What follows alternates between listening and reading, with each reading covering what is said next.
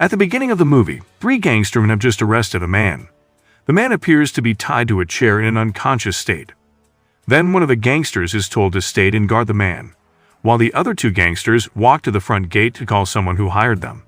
The someone who them called is a mafia. The mafia was ready to pay for kidnapping the mysterious man. It is said that the man has an expensive price because he is being hunted by many parties.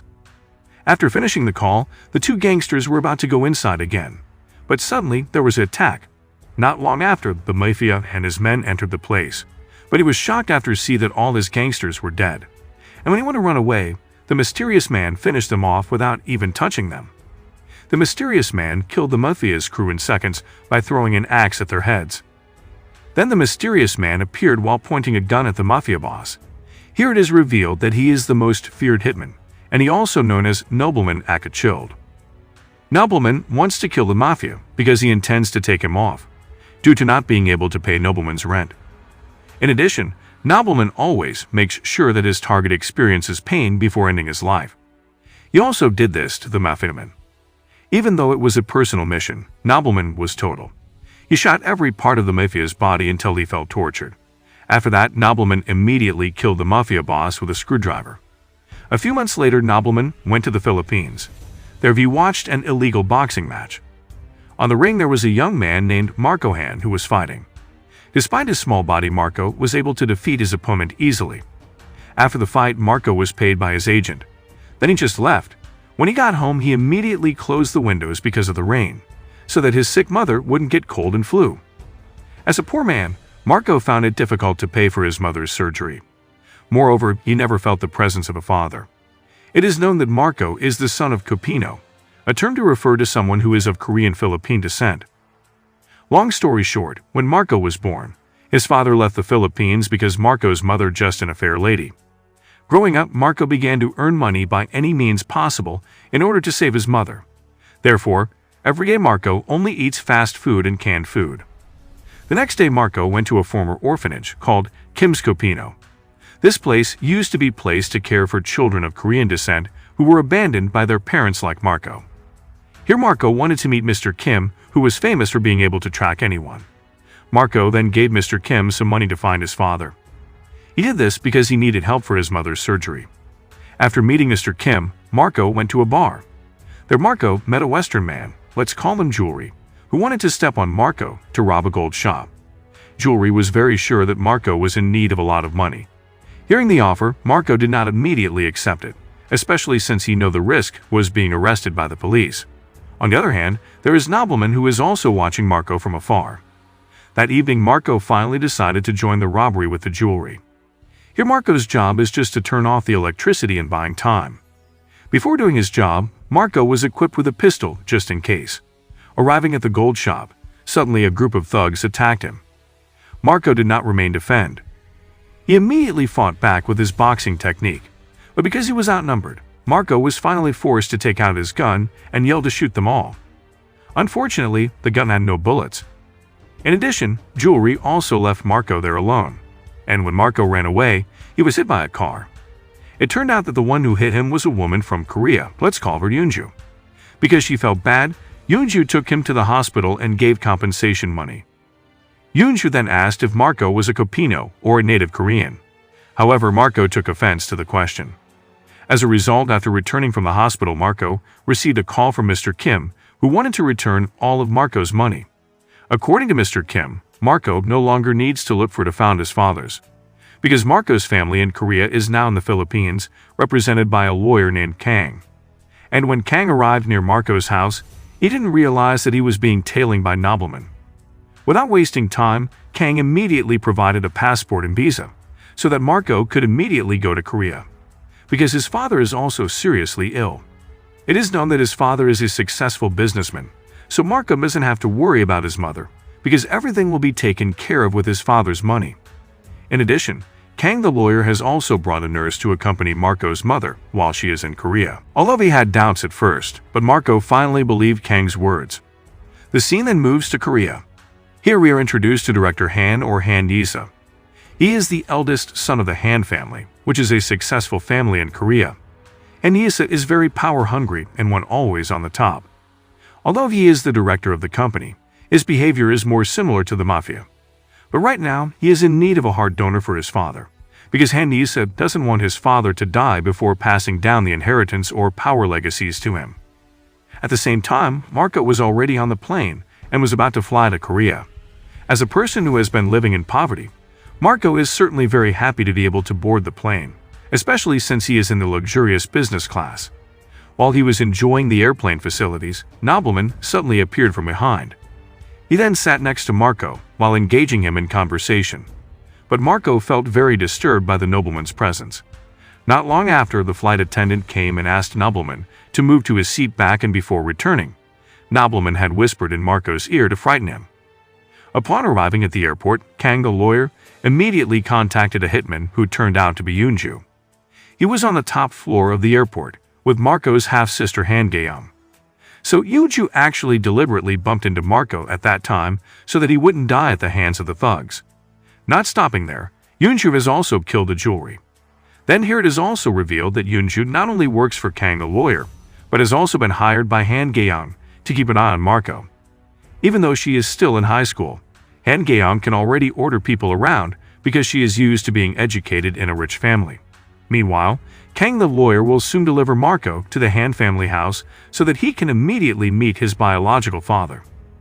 On the other hand, Han Yisa, the eldest son of the Han family, was in a large field adjacent to the forest. Then his men pulled out two people from the car in a battered state. It turned out that one of them was a company official who had been her father's assistant for 20 years. The other was a media editor. His father's assistant was considered a traitor because he had leaked Hantis's behavior and spread it through the news and the media where the editor worked. Footage. Han Yisa immediately took a rifle and executed the editor very cruelly. Han Yisa that allowed his father's assistant to escape into the forest, while he would hunt him down with the rifle. If he made it to the forest, the assistant would be safe. However, Han Yisa was lying. He killed the man right away, even though he only ran about 2 meters. Not long after, a group of doctors arrived. Han Yisa told them to take care of his father. He didn't want his father to die before he officially became the main successor to the Han family. On the other hand, Kang the lawyer and Marco had almost reached their destination. However, again and again, they were followed by Nobleman, who turned out to be alive. This time, Nobleman not only followed him, but also shot Kang's driver to make him crash. After that, Nobleman finished off Kang the lawyer and his men one by one, then deliberately let Marco live. Then, Nobleman called Han Yisa with a secret number to tell him that Marco would never make it to her house. If he wanted Marco to survive, then Han Yisa had to pay him a lot of money. Han Yisa, who was in need of Marco, finally instructed all his men to immediately find the young man, as well as find out who Nobleman really is. On the other hand, Nobleman was ready to shoot, but Marco immediately fled into the forest. Marco then returned to the highway to ask for help from people. But unfortunately, the road was very empty and no one passed by. In the end, he was cornered because Nobleman caught up with him by car. Because he didn't want to be caught, Marco was desperate to jump from the underpass and was almost hit by a container truck. After that, Marco ran back through a long tunnel. Luckily, Nobleman stopped chasing him because suddenly it rained. The hitman didn't want to get wet. You could say Nobleman, or Chilled, was an eccentric person and didn't want to look uncool. He was also coughing up blood and didn't want to exert himself.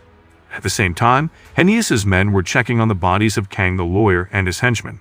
There they did not find Marco, which means Nobleman was serious when threatening Han Yisa, and Nobleman asked for $10 million if he wanted to get Marco back. Han Yisa was very upset because his father's life depended on Marco's presence. Here it is revealed that Marco's heart will be taken and transferred to his father's body. Elsewhere, Marco has arrived near the settlement.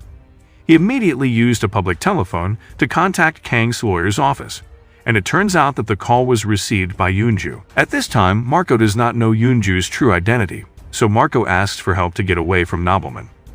But unfortunately, Nobleman already knows Marco's location. As a result, the chase happened again. After running for a long time, Nobleman finally managed to block Marco. He then pointed a gun at him. Without wasting much time, Marco immediately punched Nobleman with his boxing technique. Yoonju fortunately came on time. Marco immediately got into her car. In the car, Marco asked Yoonju about her identity. Yoonju then said that she was just doing his job. Not long after, Yunju's car crossing passed Handisa's men cars. Instead of stopping and handing over Marco, Yunju, who was also a paid killer, just passed him. Handisa was a little confused. He then called Yunju and scolded her. Yunju didn't care, because she was now completely on the side of Han Geong, his younger brother. Moreover, Kang the lawyer who was his boss was dead. As a result, Handisa ordered his men to chase Yunju too. On the other hand, Nobleman also followed them from behind. In short, Yunju managed to trick Handisa and Nobleman, then took Marco to the middle of the forest. In this place, she told him everything about Marco's family. Yunju also told him that Marco's heart would be taken so that his father could survive. Because if his father dies, his inheritance will be given to his latest wife and youngest daughter, Han Geong. While Han said he will be banished and will not become the next leader of the Han family. Then Yunju took out a gun and was ready to kill Marco according to Han Geong's orders, because in the end Marco will also die in the operating room if Marco Han is caught. But when she was about to finish off Marco, suddenly Nobleman's car crashed into Yunju's car. This split-second distraction was used by Marco to escape as far as possible. On the other hand, Yunju shot at Nobleman blindly. However, Nobleman the Chilled was able to avoid. Meanwhile, Marco was caught by Han and finally taken to his father's house. Upon arrival, Han immediately took him to his father's room. Before that, they crossed paths with Han Geong, who looked disappointed because Yunju failed to kill Marco. As a result, he went to her room and took a gun. At the same time, Mr. Kim tried to contact Marco, but there was no answer at all. Mr. Kim is now at the hospital taking care of Marco's mother, who will soon be operation on. Meanwhile, Marco finally saw his biological father, who was lying on the bed. Handisa then forced him to take a selfie as a memento before Marco's heart was taken. Here Marcos had rebelled, but the team of doctors immediately sedated him until he fainted and became unconscious. Would not take time, the head doctor and his team immediately moved Marco to the operating shirt. But when the operation was to begin, Marco suddenly woke up. It turned out that the anesthetic dose was not enough to calm his body down. The head doctor was angry with the nurse who was incompetent when injecting the anesthetic. He told him to inject Marco again, but suddenly the nurse drugged the head doctor and killed Handisa's men who were on guard there. Unexpectedly, the nurse was Nobleman in disguise. After killing the guard, Nobleman immediately woke up Marco before Handisa found out. However, Marco wanted to get angry first at his father, who had abandoned him and his mother. Not long after, Handisa and his men came to the operating room. Then Nobleman put a gun to Marco's head. Here Nobleman finally confessed that he was the one who asked for $10 million. Handisa agreed, but he could only send half of it. While they were negotiating, Han Geong suddenly appeared from behind and shot straight at Handisa. As a result, a shootout was inevitable. Footage. Because of Han Geong's behavior, Nobleman's right leg was shot and made him grimace in pain. In addition, Marco's father's condition is also increasingly critical. Here Handisa also wants to make deal. He finally sent $10 million to Nobleman's account, so now Marco is fully on Handisa's hand. However, when Nobleman wanted to leave the place, he was surrounded and held at gunpoint. Handisa said that his reputation had been ruined because of Nobleman, so he couldn't just let him go. Hearing that, Nobleman went into action again, and within seconds he had slaughtered Handisa and his men mercilessly. He was already sucked up with all of them. After Handisa was killed, Nobleman invited Marco to go home. He then said now no one would dare to hurt him again. Marco became confused about what Nobleman meant. When they were to leave, they both then intercepted by Han Geong. This girl wanted to kill Marco so that she would be the only successor in the Han family, and Marco slapped Han Geong. Han Geong, who felt humiliated, finally offered Nobleman a lot of money so that he would kill Marco. But the hitman immediately refused and said that Marco actually had nothing to do with the Han family. Although they have the same Han name, but Marco was not from this Han family. Therefore, Han Geong did not need to worry about her inheritance. The truth was revealed to everyone. So initially Yunju was assigned by lawyer Kang to hire Nobleman to find a young man in the Philippines who was an illegitimate child Copino from the Han family. After that, Nobleman paid Mr. Kim until he finally found Marco Han to be able to deceive Handisa, and that way, when the heart transplant was done, Handisa's father would die and the inheritance would automatically go to Han Geong. And why Marco can pass the DNA test. All of that is also a trick of Nobleman, who can pay the doctor to pass Marco's DNA test. But one day, Wigongja, the real name of nobleman the child, was diagnosed with a severe illness, and his life would not to be long. As a result, he defected from Yunju's plan. Nobleman decided to do good for the rest of his life by helping Marco. Hearing this explanation, Marco was immediately angry at Nobleman for putting him in a dangerous situation. He felt he had been played from the beginning. But then Nobleman said that the money he received from Hanisa would be used to pay for Marco's mother's surgery. Nobleman also revealed his true identity, where he was also a Copino, just like Marco. As fellow mixed children, they must help each other. Long story short, the two of them returned to the Philippines and rebuilt Mr. Kim's orphanage, with the money Nobleman gave them. On the other hand, Marco's mother had also been operated on and was now undergoing treatment. One day Nobleman returned to visit Marco, and then he offered to find Marco's real father. However, Marco refused because he no longer needed a father figure. At the end of the movie, Nobleman visits the clinic for treatment.